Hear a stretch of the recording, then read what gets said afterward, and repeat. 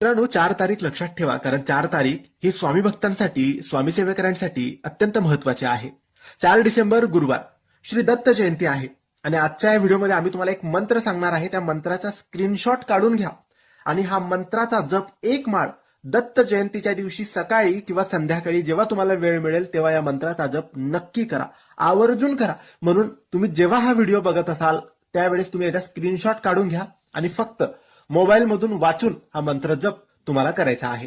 दत्त जयंती स्वामी भक्तांसाठी, स्वामी सेवकरांसाठी अत्यंत पवित्र पावन असा दिवस असतो. या दिवशी स्वामींची सेवा करा, दत्त महाराजांची सेवा करा, गोडधोड नैवेद्य दाखवा आणि त्यासोबत मंत्राचा जप करा.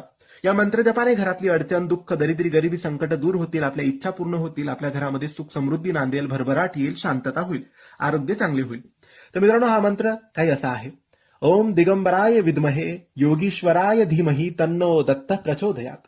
ओम दिगंबराय विद्महे योगीश्वराय धीमहि तन्नो दत्तः प्रचोदयात. या मंत्राचा फक्त स्क्रीनशॉट काढून घ्या किंवा कुठेतरी लिहून ठेवा आणि फक्त मोबाईलमधून वाचा आणि मंत्र जप करायचा आहे. फक्त एक माळ सकाळी किंवा संध्याकाळी 4 तारखेला महिला पुरुष कोणीही करू शकतात. नक्की करा, लाभ नक्की होईल.